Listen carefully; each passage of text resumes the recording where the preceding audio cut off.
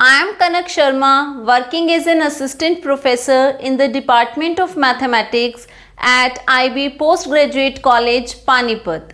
Students, today we will discuss the properties of definite integrals. In our last lecture, we have talked about what are definite integrals and we have studied different ways, two ways of solving these integrals. And today we will study some properties of these integrals, and these properties will help us in solving our numerical problems. ठीक है, in our last lecture we have studied that if we have to solve this definite integral, okay, आपको अगर इस definite integral को solve करना है तो हम कैसे solve करते हैं, हम पहले इन लिमिट्स को एज इट इज रहने देते हैं और हम इस पोर्शन को सॉल्व कर लेते हैं. ओके, मतलब मुझे सिंपल इंटीग्रेशन को सॉल्व करना है किसी भी मेथड से, सब्स्टिट्यूशन से या पार्शियल फ्रैक्शन से, किसी भी मेथड से आपको अपने इंटीग्रल को सॉल्व करना है और जो भी वैल्यूज आती है उसमें हमें क्या करना है, इन लिमिट्स को पुट करना है. Means upper limit F of B minus lower limit F of A, और जो भी आंसर होगा वो हमारी डेफिनेट इंटीग्रेशन का रिजल्ट होगा. So here today we will discuss some properties. देखिए फर्स्ट प्रॉपर्टी क्या है, if you have to integrate f of x dx from limits a to b, then you can write it as a to b f of t dt also. It means कि आपका जो variable है वो x हो या t हो, that doesn't matter, आपके answers हमेशा सेम आएंगे. फॉर एग्जाम्पल देखिए अभी हमने पढ़ा f of x D x को अगर मैं इंटीग्रेट करूं then it will give the value f of x and then we will put limits and after putting limits it will be f of B minus f of a. Similarly अगर मैं x की जगह variable change कर दूं, t लूं, then you also no कि आपका अब सॉल्व करने पे क्या आ जाएगा, F of t, and now you have to put limits, it will be f of b minus f of a. In both the cases your answer is remained same, answer पे कोई भी effect नहीं आया है. तो it means मैं क्या कर सकती हूँ, अपनी जो वेरिएबल है उसको मैं चेंज कर सकती हूँ. आप कोई भी वेरिएबल लिख सकते हैं. नाउ सेकेंड प्रॉपर्टी इज कि अगर आपको a से b तक इस फंक्शन को इंटीग्रेट करना है तो आप इसके लिमिट्स को रिवर्स कर सकते हैं. मीन्स लोअर लिमिट आप a से b शिफ्ट कर सकते हो और अपर लिमिट को आपने b से a शिफ्ट किया, बट चेंज क्या होगा कि आपका साइन नेगेटिव हो जाएगा. देखिए कैसे हमने अभी सॉल्व किया कि अगर मुझे a से b का इंटीग्रेशन, a से b तक लिमिट्स के अकॉर्डिंग अपनी इंटीग्रेशन सॉल्व करनी है तो हमारा आंसर क्या आ रहा था, f of b minus f of a. अगर स्टूडेंट्स अब मुझे लिमिट्स b से a करनी है, okay, I wish to change the limits, upper limit को लोअर से और लोअर को अपर से चेंज करना है, तो देखिए क्या डिफरेंस आएगा. Now your limits will be from b to a and now upper limit is a and lower limit is b. मैं इसमें से माइनस कॉमन ले सकती हूँ, माइनस कॉमन लेने पे क्या होगा, f of b minus f of a. और आपको पता है ये किसकी वैल्यू थी, इस इंटीग्रल की, so I will replace it with that value. Means from a to b F of x dx. ठीक है, so what we have seen here कि अगर आप अपनी लिमिट्स को रिवर्स कर रहे हो, अपर और लोअर लिमिट्स को आप चेंज कर रहे हो, तो आपका आंसर तो सेम आएगा, जस्ट उसके साथ एक नेगेटिव साइन आ जाएगा. ठीक है, मीन्स ये जो वैल्यू आएगी वो इस वैल्यू से एक नेगेटिव साइन से डिफर करेगी. ठीक है, तो स्टूडेंट्स आप देख रहे हो कि इन प्रॉपर्टीज को प्रूव करना भी डिफिकल्ट नहीं है, आप सिंपल कैलकुलेशन से ही इन प्रॉपर्टीज को प्रूव भी कर सकते हो. तो आगे हम प्रूफ नहीं देखेंगे, आगे हम इन्हें प्रूव नहीं करेंगे, we are just taking the properties only. Third properties कि अगर आपको a से b तक किसी फंक्शन को इंटीग्रेट करना है, ओके, a से b तक आपको कोई फंक्शन है उसको इंटीग्रेट करना है. क्या मतलब है कि आपको a से b तक इस कर्व के अंदर जो भी एरिया आया उसको फाइंड आउट करना है. हमने लास्ट लेक्चर में डिस्कस किया था. अब देखिए एरिया क्या होगा, ये टोटल एरिया, मैं इसको डिवाइड कर सकती हूँ. मैंने बीच में एक पार्टीशन ले लिया c, तो अब मैं टोटल एरिया निकालूं या मैं पहले इसको निकाल लूं फिर इसको निकालूं और इन दोनों को ऐड कर दूं, कोई डिफरेंस नहीं है. तो मैं क्या कह सकती हूँ कि a से b तक इंटीग्रेट करना है या फिर a से c तक कर लीजिए और फिर c से b तक. मतलब आप अपनी लिमिट्स को ब्रेक भी कर सकते हैं। ए से बी तक आपको कंप्लीट अगर दिया है तो आप उसको ब्रेक कर सकते हैं, A to C and C to B. लेकिन कंडीशन क्या है, जो सी है वो ए और बी के बीच में कहीं आना चाहिए, वो इन लिमिट से बाहर नहीं होना चाहिए। तो C should be in between of these two. तो आप इन दोनों को अलग अलग ऐड करके भी अपने एरियाज फाइंड आउट कर सकते हैं। आप इसको एक्सटेंड भी कर सकते हैं, एक C1 पॉइंट लिया, एक C2 लिया, अप टू CN तक पॉइंट्स आप ले सकते हैं। तो क्या होगा, आपके डिफरेंट एरियाज उसी अकॉर्डिंग डिवाइड हो जाएंगे कि A से C1 तक, फिर C1 to C2, C2 to C3, means आपका A to C1 plus C1 to C2 and so on. ठीक है, आप इसको किन्हीं भी पॉइंट्स तक लेके जा सकते हो। इट इज नॉट रेस्ट्रिक्टेड कि आपको एक ही पॉइंट लेना है, हम उस रिजल्ट को जनरलाइज भी कर सकते हैं। देखिए नेक्स्ट फोर्थ प्रॉपर्टी क्या है, सपोज आपको एक फंक्शन गिवन है f of x and we are integrating it from 0 to a. Now the limits are from 0 to a, then you can rewrite it as limits will same f of a minus x dx। ठीक है, तो क्या property है कि अगर 0 से a तक आपको इंटीग्रेशन दिया है तो आप अपने फंक्शन में x की जगह क्या ले सकते हो, a माइनस एक्स। अगर मैं इन दोनों को सॉल्व करूं तो मेरे आंसर्स क्या आएंगे, सेम आएंगे, दोनों का इंटीग्रेशन क्या होगा, सेम होगा। नेक्स्ट रिजल्ट इज, वो भी बिल्कुल सेम है, जस्ट आपकी लिमिट 0 टू a थी, अब लिमिट्स क्या ली हैं, a टू b। तो क्या हो जाएगा आंसर, किसके इक्वल होगा ये, a plus b minus x. देखिए यहाँ a माइनस एक्स था, यहाँ पे क्या है, a plus b minus x. मतलब आप इस फॉर्म में भी लिख सकते हैं, इसको ऐसे यूज कर सकते हो, इसको आप इस फॉर्म में यूज कर सकते हो। इट डिपेंड्स कि ऐसा करने से आपका क्वेश्चन अगर इजी हो रहा है तो हम इन फॉर्म्स को एज इट इज यूज कर सकते हैं। ठीक है, now next properties are, next is property number 6। Suppose you have to integrate this function from the limits 0 to 2a. Okay, your limits are 0 to 2a, then you can rewrite it as 0 to a and 0 to a. Okay, 0 से 2a तक आपकी limits थी, आपने उसको दो parts में divide किया। First part में आपका फंक्शन सेम है, लिमिट्स क्या है, 0 से a। सेकेंड पार्ट में कुछ चेंज है, लिमिट तो 0 से a है बट फंक्शन ने क्या फंक्शन क्या फॉर्म लेगा, f of 2a minus x. Okay, so this is one more property. Now come to the next one. If you have to integrate the function f of x dx from the limits 0 to 2a. इस limit के लिए हम already एक result पढ़ चुके हैं, एक नया रिजल्ट और क्या है, the function will be twice of this integral if f of 2ax minus is equals to f of x. अगर ये दोनों इक्वल ना हो के क्या हो, f of 2x किसके इक्वल हो, माइनस f of x, तो आपकी ये जो लिमिट है, जो इंटीग्रेशन है, ये डायरेक्ट किसके इक्वल आ जाएगी, 0 के इक्वल। आपको वहां सॉल्व करने की जरूरत नहीं है, देखिए हम इसको प्रूव करेंगे। आपको क्या सॉल्व करना है, f of x dx from the limits 0 to 2a। Okay, आपने लिमिट्स रखी 0 से 2a। अब मैं 6 प्रॉपर्टी में रिजल्ट पढ़ चुकी हूँ कि 0 से 2a को मैं कैसे लिख सकती हूँ, इस फॉर्म में मैं इसको लिख सकती हूँ। ओके, अब देखिए पहली कंडीशन हम क्या यूज कर रहे हैं कि इफ इंटीग्रेशन ऑफ क्या है, if f of 2a minus x is equals to f of x, कि अगर ये फंक्शन f of x के इक्वल है, ठीक है, अगर ये वैल्यू f of x के ही इक्वल है तो देखिए क्या बन जाएगा आपका right hand side, 0 to a as it is आपको पहले से ही था f of x dx, और ये टर्म किसके इक्वल है, अगर ये f of x के इक्वल है तो यहाँ पे भी क्या आ जाएगा, 0 to a f of x dx, और आप इन दोनों को ऐड करोगे तो क्या बन जाएगा, twice of 0 to a f of x dx। ठीक है, यही लिखा है हमने कि ये इंटीग्रल ट्वाइस ऑफ दिस होगा अगर ये दोनों वैल्यूज क्या आ जाती हैं, इक्वल आ जाती हैं। सेकेंड पार्ट में क्या है कि ये वैल्यू किसके इक्वल हो, माइनस एफ ऑफ एक्स के, तो आप यहाँ क्या पुट कर दोगे, माइनस एफ ऑफ एक्स, और आप देखिए दोनों सेम है तो ये आपको क्या आंसर रिटर्न करेगी, it will be a 0। So this is the property number 7th। Now next property is 8th and it is a most important property. हम बहुत जगह इस प्रॉपर्टी को यूज़ करते हैं। देखिए आपको एक इंटीग्रल सॉल्व करना है with limits -a to a।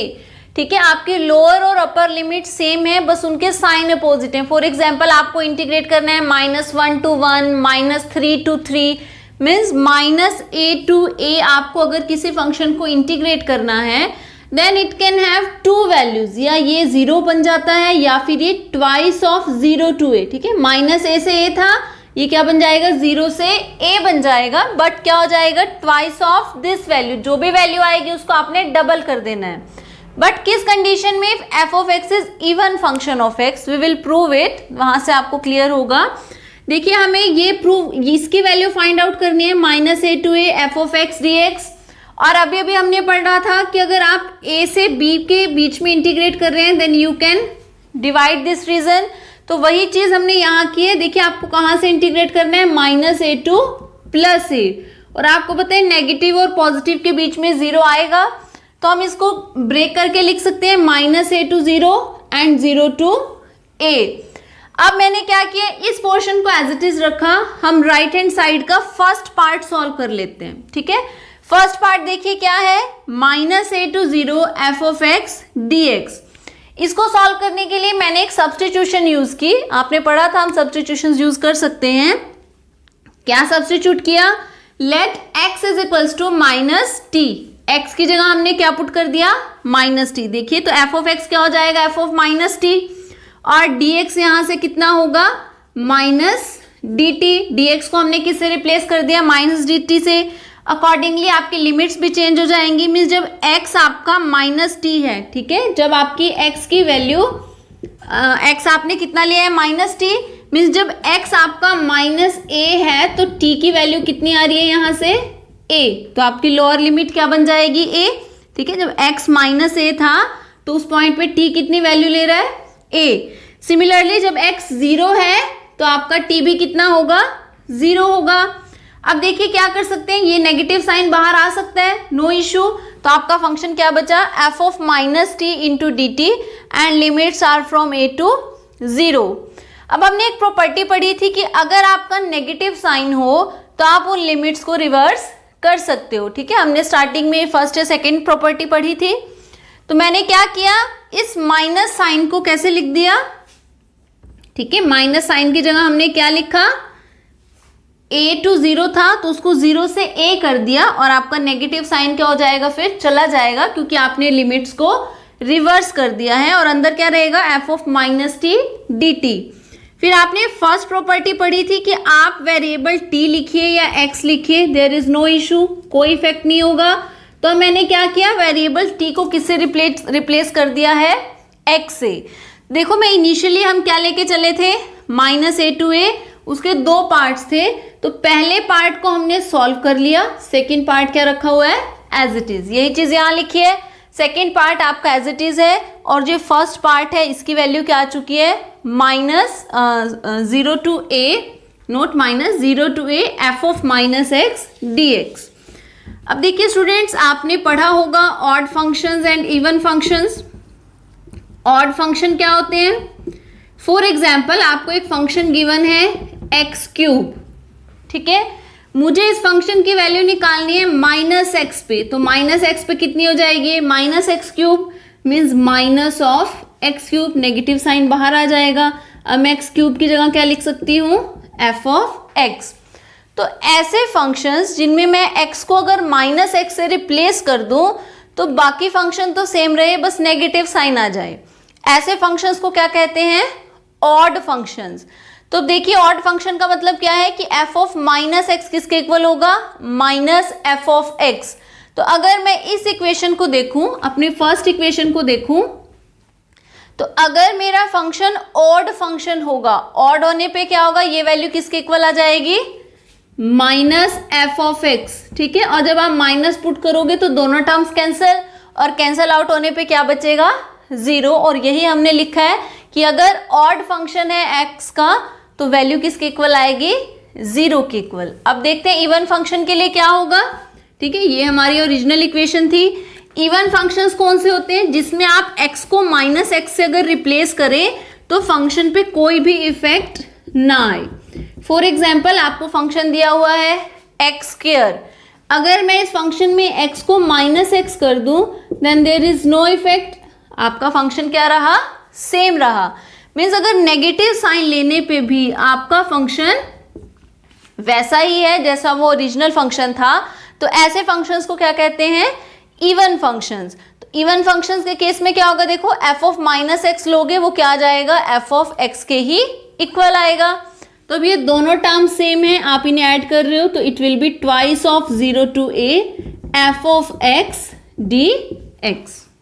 ठीक है, तो ये थी आपकी कुछ प्रॉपर्टीज कि अगर माइनस ए टू ए है तो अगर ऑड फंक्शन है तो वैल्यू 0 हो जाएगी, इवन फंक्शन है तो वो ट्वाइस हो जाएगा।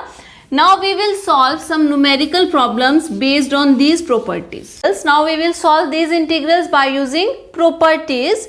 देखिए फर्स्ट एग्जांपल हमने जो लिया, आपको एक इंटीग्रल इवेल्युएट करना है and the function f of x, जो आपको फंक्शन गिवन है that is e raise to power modulus of x. ठीक है, मुझे इस फंक्शन को इंटीग्रेट करना है विद लिमिट्स -1 to 1। देखिए जब भी आपको limits -1 to 1 means minus A to A के फॉर्म में दिखे तो आपके माइंड में आना चाहिए कि एक प्रॉपर्टी ऐसी है जिसे मैं यहाँ यूज कर सकती हूँ। बट मुझे उसके लिए क्या चेक करना है कि फंक्शन एफ ऑफ एक्स जो है वो ऑड फंक्शन है एक्स का या फिर इवन फंक्शन है। तो कैसे पता चलेगा, अपने गिवन फंक्शन में मैं एक्स की जगह क्या लूंगी, माइनस एक्स। देखिए एक्स की जगह माइनस एक्स लेने से क्या होगा, ठीक है, एक्स को मैं किससे रिप्लेस कर रही हूँ, माइनस एक्स से, तो क्या हो जाएगा e raise to power modulus of minus x. और आपको पता है ये वैल्यू हमेशा क्या आएगी, पॉजिटिव। ठीक है, ई रेज टू पावर, आपको पता है मॉडुलस में नेगेटिव साइन क्या हो जाएगा, आपको आंसर आउटपुट पॉजिटिव ही मिलेगा। और ये क्या था, मेरा ओरिजिनल फंक्शन था। तो हम क्या ऑब्जर्व कर रहे हैं कि अगर मैं अपने फंक्शन में नेगेटिव साइन लूँ एक्स में तो मुझे कोई भी इफेक्ट नहीं मिल रहा। फंक्शन कैसी वैल्यू ले रहा है, सेम वैल्यू ले रहा है। इट मीन्स जो फंक्शन है वो कैसा है, इवन फंक्शन है। ठीक है, तो ये जो फंक्शन था it is an even function. और आपको पता है इवन फंक्शन के लिए क्या रिजल्ट है कि माइनस ए टू ए को आप किस में चेंज कर सकते हो, 0 to a, बट आपको क्या करना पड़ेगा, उसको 2 से मल्टीप्लाई। तो जो मेरा ये इंटीग्रल है ये क्या हो जाएगा, -1 to 1 था तो वो किस में चेंज हो जाएगा, 0 to 1, and we will multiply it by 2, then F of x D X. And you know that F of X आपको कितना गिवन है इस क्वेश्चन में, e raise to power modulus of X. अब आप देखिए आपको इस इंटीग्रेशन को सॉल्व करना है। आपके लिए रेंज क्या है, 0 से 1। 0 से 1 में जितने भी नंबर्स होंगे वो कैसे होंगे, पॉजिटिव ही होंगे। तो आप इसको अलग से लिख सकते हो, ई रेज टू पावर, आपको मॉडुलस का सिंबल भी डालने की जरूरत यहाँ पे अब नहीं है, 0 to 1 2। अब देखिए आपको e raise to power x को इंटीग्रेट करना आता है, it is e raise to power x, और लिमिट्स क्या है हमारी, 0 to 1, and we will multiply it by 2। तो 2 as it is, upper limit is 1 minus lower limit is 0। ठीक है, तो ये क्या रह जाएगा, देखिए ई रेज टू पावर 0 क्या होगा, 1, then it will be 2 into e raised to power 1 means e minus 1. This is your answer.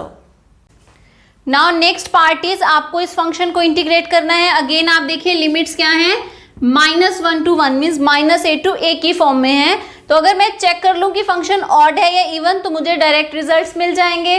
तो हम चेक करते हैं कि जो आपका given function f of x क्या है यहाँ, logarithm of 2 - x over 2 + x, कि क्या अगर इस फंक्शन में मैं नेगेटिव साइन लूँ तो मैं देखूंगी फंक्शन पे क्या इफेक्ट आएगा। आपको x की जगह क्या लेना है, -x, तो आप यहाँ माइनस लेंगे, it will B plus, and 2 नीचे क्या हो जाएगा, -x। अब मैं इसको कैसे लिख सकती हूँ, we will rewrite it as logarithm of 2 - x over 2 + x inverse. ठीक है, रेसिप्रोकल्स हैं ये। आपने इस फंक्शन को रिवर्स कर दिया तो ऊपर क्या जाएगा, नेगेटिव साइन। फिर नेक्स्ट मुझे पता है कि लॉगरिथम में ये जो नेगेटिव है ये आप आगे लिख सकते हो। तो देखिए क्या बन गया आपका function, minus of this means minus of F of x, it was your F of x. ठीक है, तो आप क्या देख रहे हो कि अगर फंक्शन में मैं x को -x से रिप्लेस करती हूँ तो फंक्शन कैसी वैल्यू ले रहा है, minus of F of x, means ये क्या है, एक ऑड फंक्शन है, जैसे हमने x³ का एग्जांपल लिया था। और आपको पता है कि अगर ऑड फंक्शन है तो आपके इंटीग्रल की वैल्यू क्या हो जाती है, 0। तो देखिए आपको कुछ भी सॉल्व नहीं करना पड़ा, आप डायरेक्ट आंसर लिख सकते हैं यहाँ 0। सो स्टूडेंट्स आप देखिए इस प्रॉपर्टी की हेल्प से मुझे इस इंटीग्रल को जो कॉम्प्लिकेटेड सा दिख रहा था उसको सॉल्व नहीं करना पड़ा, डायरेक्ट उसका ऑड नेचर चेक करके हम उसको लिख सकते हैं 0। Now next question is, now students next question is you have to evaluate this integral in which limits are from 0 to 1 and the function is x into 1 minus x raised to power n। देखिए यहाँ हम क्या करेंगे, हम इस property को use करेंगे। क्या है ये प्रॉपर्टी कि अगर आपको लिमिट 0 से a दी हैं तो आप उसको f of a minus x लिख सकते हैं, ठीक है। तो इट मीन्स मैं इसको कैसे लिख सकती हूँ, ठीक है, this is your i, it can be written as 0 to 1 as it is. f of x में मुझे क्या करना है, f of a minus x लेके आना है ना। f of x को किससे चेंज करना है, a माइनस एक्स से। और देखिए यहाँ आपका a कितना है 1, तो मुझे यहाँ किससे रिप्लेस करना है 1 माइनस एक्स से। तो जहाँ पे भी x है मैं उसको क्या लिख दूंगी 1 माइनस एक्स, 1 माइनस एक्स, ठीक है। हमने क्या किया है, उस प्रॉपर्टी को यूज किया है कि अगर आपका इस तरह से है तो आप फंक्शन में f ऑफ x की जगह क्या लिख सकते हैं a माइनस एक्स। यहाँ a की जगह हमें 1 दिया था तो मैंने यहाँ पे x की जगह क्या पुट कर दिया है, x की जगह 1 माइनस एक्स। इस x को भी किससे रिप्लेस कर दिया 1 माइनस एक्स से। अब देखिए अगर मैं इसको सॉल्व करूँ it will B 0 to 1 1 minus x into ये माइनस साइन अगर अंदर जाए तो it will B positive, -1 + 1 will get cancelled out and we will left with x raised to power n dx। अब मैं इसको क्या कर सकती हूँ, देखिए आप x raised to power n को अंदर मल्टीप्लाई कीजिए 1 के साथ भी और x के साथ भी, then it will be x raised to power n minus x raised to power n plus 1 dx। अब ये सिंपल से फंक्शंस हैं जिनकी इंटीग्रेशन हमें सॉल्व करनी आती है। आपको पता है इन फंक्शंस की इंटीग्रेशन क्या होगी, आप डिस्ट्रीब्यूट करके आप उसको लिख सकते हो, ठीक है, या आप डायरेक्ट भी लिख सकते हो इसको, इट्स वेरी सिंपल फॉर्म। अब देखिए x raise to power n का इंटीग्रेशन क्या होगा, x raise to power n plus 1 divided by n plus 1, और x raise to power n plus 1 का इंटीग्रेशन क्या होगा, x raise to power n plus 2 divided by n plus 2। हमने simple सा formula use किया है इंटीग्रेशन का, ठीक है, बड़ा सिंपल सा फॉर्मूला आप पढ़ चुके हो। तो 0 से 1 आप इसको इंटीग्रेट कर रहे थे, लिमिट्स क्या हो जाएंगी 0 to 1। तो अब क्या करते हैं, upper limit minus lower limit, ठीक है, आपने अलग अलग इवेल्युएट करे हैं तो आप दोनों पे लिमिट्स भी अलग अप्लाई कर सकते हो, आप कॉमन भी कर सकते हो, नो इशू। अपर लिमिट क्या होगा, x की जगह मुझे क्या रखना है 1, ठीक है, माइनस लोअर लिमिट x की जगह क्या रखेंगे 0, पूरी टर्म क्या हो जाएगी 0। सेकेंड ब्रैकेट अगर मैं सॉल्व करूं then it will be upper limit means 1 upon n plus 2, और लोअर लिमिट मीन्स जब आप x को 0 रखोगे तो क्या हो जाएगा 0। और देखिए यहाँ से स्टूडेंट्स क्या आएगा, ये 1 upon n plus 1 minus 1 upon n plus 2, and this is your answer.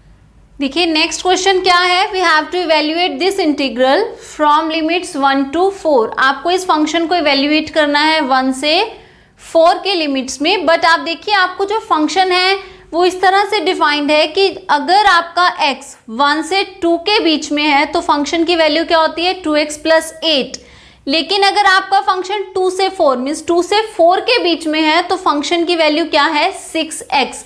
मतलब अलग अलग रीजंस में फंक्शन अलग अलग वैल्यूज ऑब्टेन कर रहा है। तो देखिए आप इसको 1 से 4 तक डायरेक्ट इंटीग्रेट नहीं कर सकते क्योंकि फंक्शन की वैल्यू सेम नहीं है। आपको 1 से 2 तक अलग फंक्शन गिवन है, 2 से 4 तक अलग। तो इट मीन्स मुझे आपको अपने 1 से 4 के रीजन को डिवाइड करना पड़ेगा, और वो डिवाइडिंग पॉइंट क्या है 2। और आपको पता है कि आप अपने फंक्शन को कैसे लिख सकते हैं, a to b can be written as a to c plus c to b। We will apply the same thing here. It is 1 to 2 f of x dx and 2 to 4। देखिए students ऐसा नहीं है कि आपने इसे एक ही point में divide करना है, आप 2 से 3 या 1 और 2 के बीच में भी कोई और पॉइंट हो सकता है, बट प्रॉब्लम क्या है आपको अपनी सिचुएशन के अकॉर्डिंग चेंज करना है कि 1 से 2 तक की लिमिट है 2 से 4। अगर आपको फर्दर 2 से 4 भी डिवाइड करना पड़ता है तो आप उसको डिवाइड कर सकते हैं। तो it depends upon the condition, it depends upon the statement of the question कि आपको कौन सा ब्रेकिंग पॉइंट चूज करना है। अब देखिए 1 से 2 के बीच में फंक्शन की वैल्यू कितनी है 2x + 8। इट मीन्स हम किसको इंटीग्रेट करेंगे 2x + 8 को, और यहाँ पे फंक्शन की वैल्यू कितनी है 6x, मीन्स मुझे यहाँ किसको इंटीग्रेट करना है 6x को। तो देखिए इंटीग्रेट कीजिए इसको, integration of 2x will be x² by 2, 2 and 2 will get cancelled out. Integration of 8 is 8x, and now we will put the limits from 1 to 2. Similarly, we will integrate the next portion. Integration of 6x is x² upon 2. ठीक है, and 2 will get cancelled out by 3 by 6. It is 3x², and the limits are from 2 to 4. Upper limit means 2, आपको x की जगह क्या put करना है 2, 2² is 4। देखिए मुझे क्या करनी है लिमिट्स पुट करनी है, अपर लिमिट इज 2, 2² इज 4, प्लस यहाँ पे आप 2 पुट करेंगे it will B 16, minus lower limit is 1, means 1 + 8 × 1 is this much. ऐसे ही सेकेंड पोर्शन में आप लिमिट्स पुट कीजिए, upper limit will be 4, it is 48, minus lower limit is 2, आपको x की जगह क्या पुट करना है 2, मीन्स 2² इज 4, 4 × 3 इट इज 12। ठीक है, अगर आप इसको सॉल्व करेंगे तो ये क्या आ रहा है देखिए 20 - 9 + 36 and it will be 47, and 47 is our answer।